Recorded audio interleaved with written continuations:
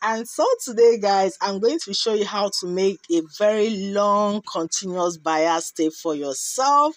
Like you can see these guys, easy peasy. We're going to be able to achieve this with two different methods. Welcome once again, guys, to my channel. I hope you guys are doing great. Thank you so much for joining me as always. Guys, let's get to this one. So this is the fabric I'm going to use. I'm going to be showing you this with this plain satin fabric. Like I said, it's going to be two different methods and it totally depends on your choice. It's your bias tape, so you can use any fabric of your choice, okay? Yes, and I'm sure you're going to like this one. Two methods, guys. Without wasting much time, let's get to it. So for the first method, this is what we're going to do.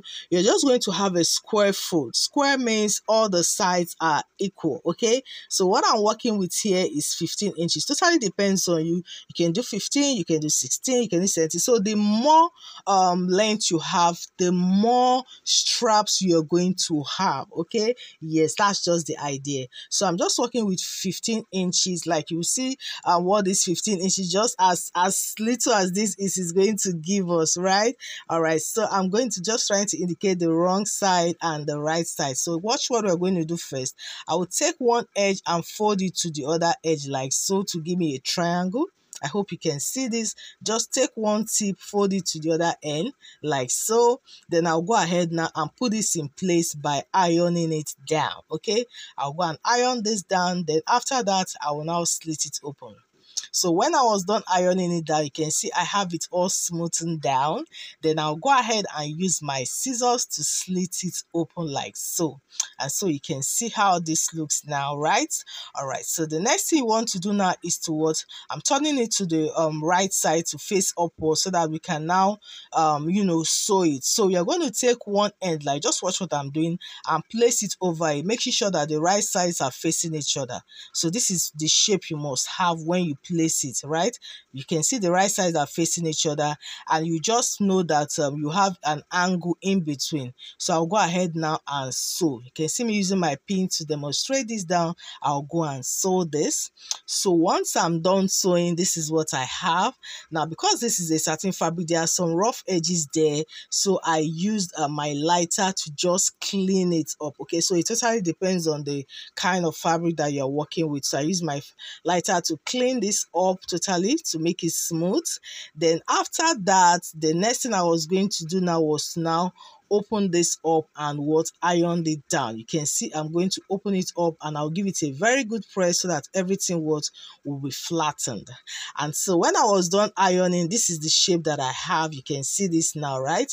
All right, so the next thing we're going to do now is to now measure the width of my bias. Okay, you can do 1 inches. Totally depends on you. You can do 1.5, but I'm going to be working with 2 inches, okay? All right, 2 inches, and I'll be marking this on the wrong side.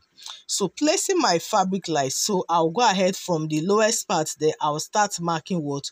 2 inches, okay, because that is the width that I want, 2 inches wherever it stops, and that's where I'm just going to end. You can see me now using my ruler to extend this line all the way to the other side. You can see, yes, so 2 inches in width. And so when I was done, I have this. So you can see I have my 2 inches, but at the very top there, it was less than 2 inches. So I'm going to use my scissors and I will discard that part, okay? I don't need it. It's not part of the 2 inches. So we're going to set that aside. So this is just what we have here. You can see this now. All right. So the next thing we're going to do now is turn it to the other side. Let the right side face upward. Then you take one tip. Watch this now. And take the other tip, bring it together like this. You can see this. Then we are going to be sewing. Yeah, we're going to be sewing. Now, this is the tricky part, but you need to pay attention. You're going to sew in such a way that these lines you're seeing are going to be aligning with each other. I hope you can see this. All right, so you're going to take the top part there. Just follow what I'm doing now. Follow that edge and match it up to the first line on the other side, okay? just do that. Once you're sure that you've matched it up, you can use your pin to hold it down. So what I did was to use my pin to poke so that it can pass through the other side. So once I saw that the pin actually is touching the line of the other side, then I went ahead to hold it down. So this is a confirmation that it's aligning. I hope you can see this. So that is how you should do it, okay? Yes, you must make sure that the lines align before you pin it down. So once I did that, I move over to the second one. Now making sure that the lines align, you can see I used my pin again, pass it through one side of that line and make sure that what it was protruding out of what the other line. You can see this. So once I was done holding it down there, of course I used my pin to put it in place. You can see me showing you that.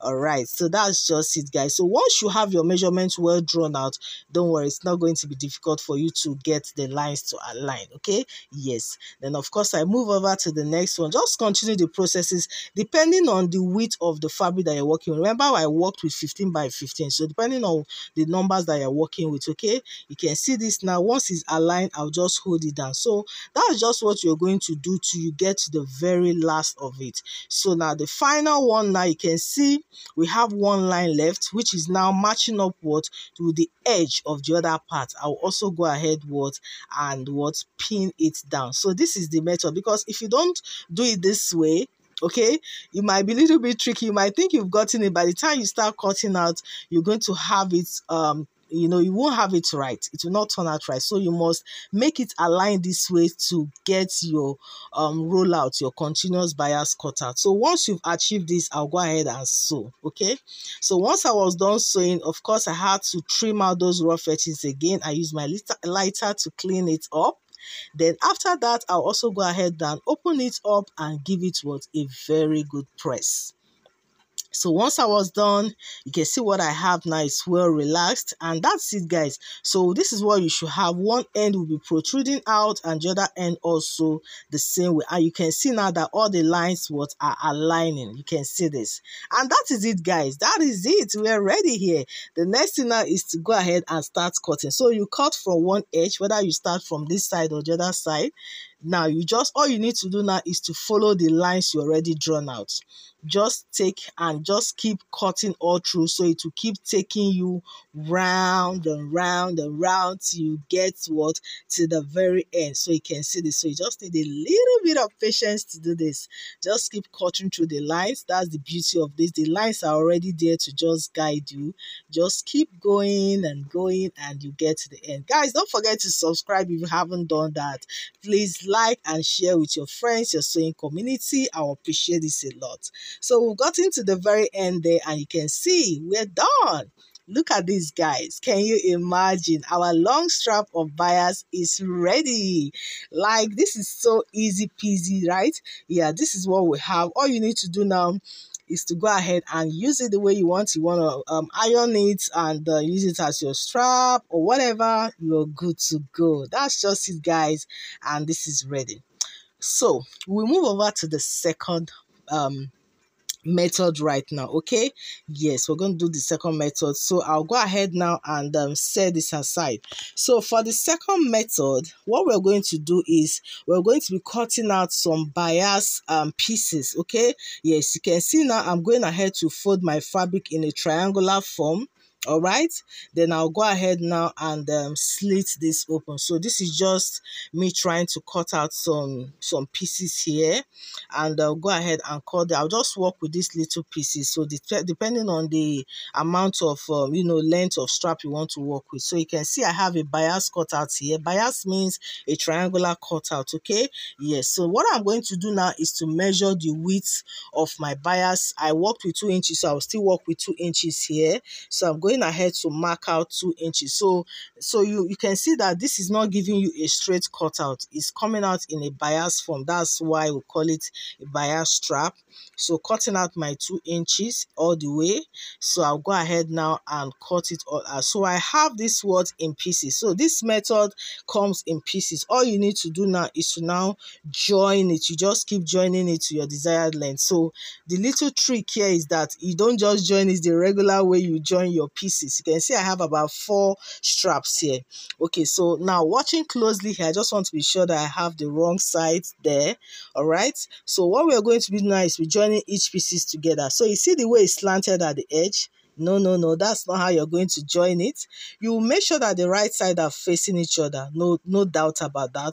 Or you have to cut those slanted edge. You can see this. Now, by the time you cut the slanted edge, it doesn't mean that you will still sew on a straight line. No. Okay, that's not it. You're going to be sewing it in a cross form, following what I'm doing. You place it like so. By the time you place it like so, then you sew diagonally. I'm using my chalk to demonstrate that. You can see this now. You sew diagonally. So that's the trick here. Okay, sew diagonally. I'm using my pin now to demonstrate how the sewing is going. You can see this now, using my pin to hold that down. That is exactly how you are going to sew, just the way I chalked it down. Okay, yes. So once you're done sewing it, guys, by the time you cut off the excesses and you face it the other way, you can see this. You can see we have it in the form. That's the trick here, guys. Move over to the next pieces. Make sure that the right side are facing each other. Cut off the slanted edges. Then go ahead now and place it in a cross form like so. And sew what? Diagonally. And we're doing that again now. You can see this. And we'll go ahead now and sew.